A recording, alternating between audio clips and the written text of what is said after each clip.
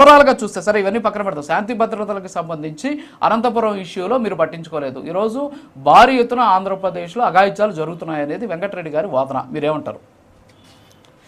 నేను అదే చెప్పండి, అఘాయిత్యాల గురించి, అత్యాచారాల గురించి, రాష్ట్రంలో ఉండే లా అండ్ ఆర్డర్ గురించి వైసీపీ వాళ్ళు మాట్లాడుతూ ఉంటే అసలు చాలా సిగ్గుసేట్ అనిపిస్తా ఉంది. ఎందుకంటే రాష్ట్రాన్ని రావణ కాష్టగా తయారు చేసి వైసీపీ క్లియర్ గా చెప్పా.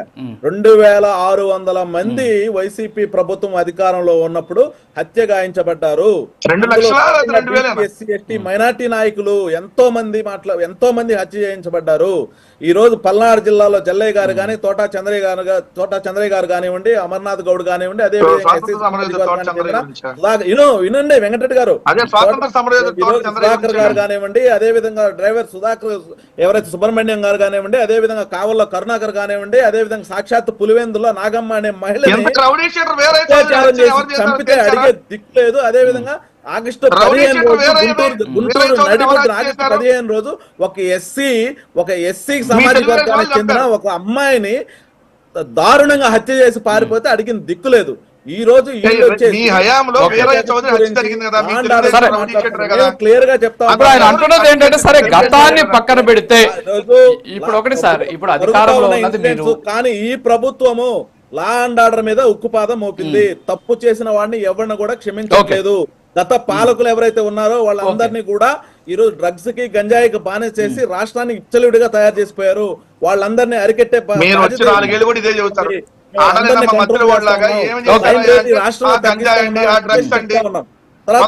గంజాయి నిర్మూలిస్తానని చెప్పారు కదా, వస్తే పెట్టుబడుల గురించి ఇందాక 100 రోజుల్లో గంజాయి లేకుండా చేస్తాం ఛాలెంజ్ అని చెప్పారు. ఒకటే చెప్తాను, మీరు తీసుకొచ్చింది 18 కంపెనీలు, అందులో 100 రోజుల్లో గంజాయి నిర్మూలిస్తా అన్నారు. 365 రోజులు ఇప్పటికి మేము తీసుకొచ్చాం 8,00,000 లక్షలు. ఇంకా మళ్ళీ గంజాయి డ్రగ్స్ 2014 నుంచి 2019 వరకు అధికారం. 100 రోజుల్లో గంజాయి నిర్మూలిస్తా అన్నారు కదా రాజు గారు. 365 రోజులు మళ్ళీ గంజాయి. మీరు అధికారంలోకి వచ్చిన తర్వాత 2019 నుంచి 2024 వరకు నా దగ్గర డేటా ఉంది. స్టార్ట్అప్ ఏరియా డెవలప్మెంట్ ప్రాజెక్ట్ 139 తరిమారు. APP paper press mill Ongole తరిమేశారు. అమర్ రాజా బ్యాటరీస్ తరిమేశారు. లూలు మాల్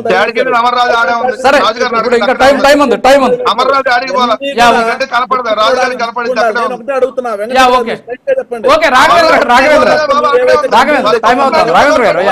మళ్ళీ మాతో రాఘవేంద్ర గారు టైం అవుతుంది. ప్లీజ్ వెంకటరెడ్డి గారు 1 మినిట్, మీకు 1 మినిట్ మాత్రమే టైం ఇస్తున్నా. 1 మినిట్ లో క్లోజ్ చేయాలా? కీర్తన గారికి టైం ఇవ్వాలి సార్. ఒక్క నిమిషం టైం అయిపోయింది నాకు. ప్లీజ్ వెంకటరెడ్డి గారు 1 మినిట్ మీ వర్షన్ 1 మినిట్ లో చెప్పారు. ఇందాక ఏదైతే కీర్తన గారు ఏదైతే 30,000 వాళ్ళు రంగుల కోసం చెప్పారు కదా, అదే పవన్ కళ్యాణ్ గారు రంగుల గురించి అసెంబ్లీలో పంచాయతీ శాఖ మంత్రిగా ఇచ్చాడు. పంచాయతీరాజ్ శాఖ మంత్రిగా 19/11/2024 ప్రశ్న నెంబర్ 13/502 2019-24 కాలంలో పంచాయతీ భవనాలు మరియు ఇతర కార్యాలయాలకు రంగులు వేయడానికి సుమారు 4,800 కోట్లు ఖర్చు చేయాలన్న విషయం వాస్తవమేనా అని చెప్పి ఎమ్మెల్సీ దువార రామారావు, వేపాటి చిరంజీవిరావు, తిరుమల నాయుడు అడిగితే పంచాయతీరాజ్ శాఖ మంత్రిగా పవన్ కళ్యాణ్ చెప్పినటువంటి మాట 2019-24లో పంచాయతీ భవనాలు అంటే బ్రాకెట్ లో గ్రామ సచివాలయాలు రంగులు వేయడానికి 101.81 కోట్ల మొత్తానికి ఖర్చు చేయడం జరిగింది. రంగులు వేయడానికి ఖర్చు చేసిన మొత్తం 49 కోట్లు, పెయింటింగ్ కు 52.73 కోట్లు, భవనాలకు ఉన్న పెయింటింగ్ తొలగించడానికి ఆయన ఖర్చు అని చెప్పి చెప్పారు. ఇప్పుడు మరి ఏ పెడేలు అని చెప్పి పవన్ కళ్యాణ్ గారు క్షమాపణ చెబుతారు. 4,800 కోట్లు అన్నారు. 30,000 మంది మహిళలు మిస్ అయ్యారని చెప్పి వచ్చి బూతులు మాట్లాడారు. ఇదే అసెంబ్లీలో చూడండి 15/11/2024 ప్రశ్న నెంబర్ 187 హోంశాఖ అసెంబ్లీలో ఇచ్చిన రాతపూర్వక సమాధానం ప్రకారం వైఎస్ఆర్సీపీ హయాంలో 46 మంది మహిళలు మాత్రమే మిస్ అయ్యారు. హ్యూమన్ ట్రాఫిక్ కు గురవగా 34 కేసులు రిజిస్టర్ అయ్యాయి. ఇది లెక్క. 30,000 మంది అని ఇలా అబద్ధాలు చెప్పి మీ బతుకంతా అబద్ధాలే. తెలుగుదేశం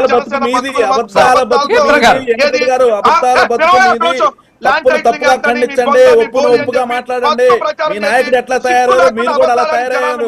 మీరు అనుకుంటున్నారు జగన్మోహన్ రెడ్డి దేవుడు అని మీరు అనుకోవచ్చు. ప్రజలు అలా భావించట్లేదు. మీరు భావించడం కాదు, ప్రజల చేత చెప్పించండి ఆ మాట. ప్రజలను మిమ్మల్ని 11 సీట్లు కూర్చోబెట్టారు. చూస్తున్నాడు మీకు 2029లో మనుషులు కాదు మీరు. 15 సంవత్సరాల క్రితం 15 సంవత్సరాల క్రితం యూపీలో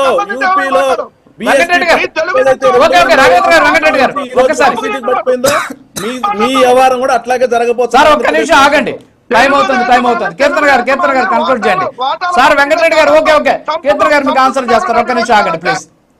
ఎస్ ఒక్క నిమిషం ప్లీజ్. యా ఒక్క నిమిషం రాఘవేంద్ర గారు ఒక్క నిమిషం. కీర్తన గారు రియాక్ట్ అవ్వండి మేడం ప్లీజ్. తెలుగుదేశం నాయకుడు సార్ ఇప్పుడు వెంకటరెడ్డి గారు అఫీషియల్ గా 100 కోట్లు అయితే ఖర్చు అయ్యాయి యాడ్స్ కి రంగులు వేయడానికి అని ఒప్పుకున్నారు కదా, అప్పుడు అది ప్రజాధనం కదా. అసెంబ్లీ ఆయన ఒప్పుకోడు కదా, అసెంబ్లీలోనే చెప్పారు. పవన్ కళ్యాణ్ గారు చెప్పారు. ఏదో ఒక రంగు వేయాల్సిందే కదా. మీరు గొడవ చేయడం వల్ల ఇంకో 50 కోట్లు ప్రభుత్వానికి నష్టం జరిగింది. పబ్లిసిటీకి మీరు ఇంపార్టెన్స్ ఇవ్వనప్పుడు 100 కోట్ల పైగా ప్రజాధనాన్ని రంగుల నష్టం కోసం చేశారు. మీకున్న పిచ్చి కోసం ఎందుకు ఖర్చు పెట్టారు? ఏ పిచ్చి పవన్ కళ్యాణ్ చెప్పండి, మీకున్న పిచ్చి కోసం ఆ రంగుల పిచ్చి కోసం ఎందుకు ఖర్చు పెట్టారు 100 కోట్లు? స్పెషల్ And ఇంకోటి ఏంటంటే వెంకటరెడ్డి గారు నా పాయింట్ ప్రజల్లోకి స్పెషల్ హెలికాప్టర్ తిరిగే పిచ్చి మాకు లేదు.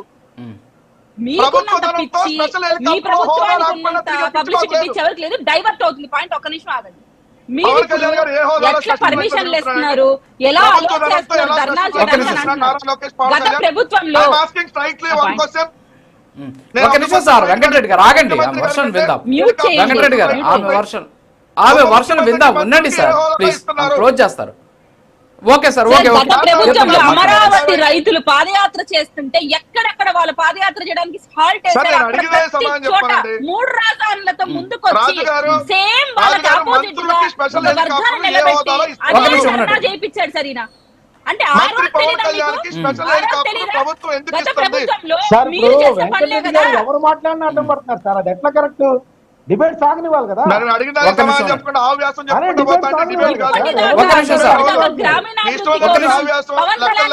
వెంకటరెడ్డి గారు మీరు ఆగండి సార్. వాళ్ళు విన్న తర్వాత మన వర్షం పెడితే జనాలకు అర్థం అవుతుంది.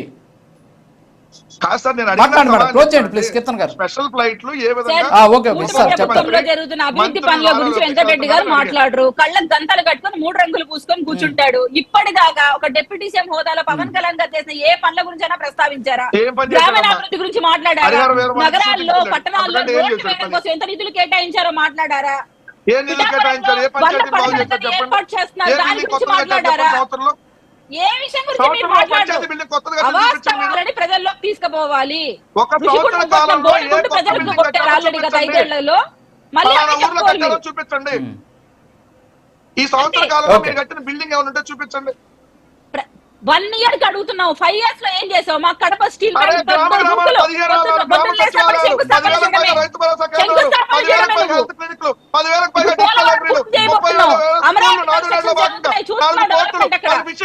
Okay sir okay sir. Super six అమలు అవుతోంది, దాని గురించి మాట్లాడు. దాని గురించి మాట్లాడండి వెంకటరెడ్డి గారు. మీరు సార్ ఒక్క నిమిషం వెంకటరెడ్డి గారు మాట్లాడనివ్వండి. ఒక్క నిమిషం క్లోజ్ చేస్తారు. మా పాయింట్ ప్రజల్లోకి వెళ్ళనిస్తే ఆయనకు భయం కదా సార్, ఆయనకు భయం కదా. కూటమి ప్రభుత్వంలో జరుగుతున్న అభివృద్ధి పనుల గురించి చెప్పాలంటే ఆయనకి భయం. 11 సీట్లు ఎందుకు వచ్చాయి? ఇందుకే వచ్చాయి.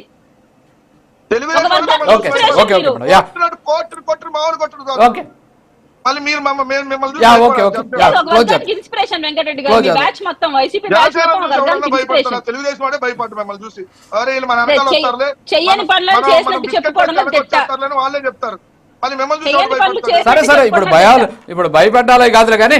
ఓకే సార్ ఓకే క్లోజ్ చేద్దాం. థ్యాంక్ యూ వెంకటరెడ్డి గారు, రాఘవేంద్ర గారు, మస్తన్ రావు గారు, అలాగే కీర్తన్ గారు. థ్యాంక్ యూ వెరీ మచ్ డిబేట్లో పాల్గొన్నందుకు. సో ఓవరాల్గా అయితే 1 ఇయర్ పూర్తయింది. కూటమి ప్రభుత్వం ఏర్పడి 2వ ఏడాదిలోకి అడుగు పెట్టబోతుంది. ఇవాళ ఈ తల్లికి వందనంకి సంబంధించి తల్లుల అకౌంట్లో 15,000 అకౌంట్లో పడుతుందని చెప్పేసి ప్రభుత్వం చెబుతోంది. కానీ తెలుగుదేశం పార్టీ తరఫున అధికార ప్రతినిధిగా వచ్చినటువంటి రాఘవేంద్ర గారు 13,000 రూపాయల అకౌంట్లో పడుతున్నాయని చెప్పేసి కూడా ఆయన ఒక రకంగా క్లారిటీ ఇచ్చినటువంటి పరిస్థితి. గతంలో కూడా ఇలాంటి పరిస్థితి ఉండేది. తల్లికి వందనకి సంబంధించి గతంలో జగన్మోహన్ రెడ్డి గారి హయాంలో కూడా ఇలాంటి సిచ్యువేషనే ఉన్నటువంటి పరిస్థితి. ఎందుకంటే 2019-20 ఆర్థిక సంవత్సరానికి సంబంధించి అప్పట్లో కూడా 70% కనీస హాజరు అని చెప్పేసి అలాగే కొన్ని నిబంధనలు కూడా పెట్టినటువంటి సిచ్యువేషన్ ఉంది. అప్పట్లో కూడా వాళ్ళు 43,96,402 మంది చిన్న తల్లుల అకౌంట్లో డబ్బులు జమ చేశామని చెప్పేసి కూడా వాళ్ళు చెప్పినటువంటి పరిస్థితి. 5వ సంవత్సరానికి సంబంధించి దాదాపు 6,000 కోట్ల రూపాయలు ఇవ్వలేదు అని చెప్పేసి కూడా తెలుగుదేశం పార్టీ దీన్ని క్లెయిమ్ చేస్తూ ఉన్నటువంటి పరిస్థితి. అలాగే 15,000 అని చెప్పి లెక్కల్లో 26,000 కోట్ల రూపాయల లెక్కల్లో చూపించి ఇచ్చింది 23,000 కోట్లే 2,000 లెక్కన తగ్గించి అందులో ఒక 3,000 కోట్ల రూపాయల వరకు కూడా తగ్గించేశారు అని చెప్పేసి కూడా చెబుతూ ఉన్నటువంటి సిచ్యువేషన్. సో ఏదైనప్పుడు కూడా ఇవాళ ఈ తల్లికి వందనం అకౌంట్లో పడబోతుంది. అంతేకాకుండా 20-21 తేదీలో పరిస్థితుల్లో అన్నదాత సుఖీభావ కూడా అకౌంట్లో జమ చేస్తామని చెప్పేసి ఇప్పటికే ప్రభుత్వం ప్రకటించినటువంటి పరిస్థితి. మరి చూడాలి ఈ ఏడాది పాలన పట్ల ప్రజలు ఏ విధంగా ఉండారు అనే దాని మీద ఆ యొక్క ప్రజలదే నిర్ణయాధికారం కాబట్టి సో చూద్దాం ఎలా ఉండబోతోంది. ఈ ఏడాది పాలన తర్వాత రెండో సంవత్సరం పాలన కూడా సజావుగా సాగుతుందా లేకపోతే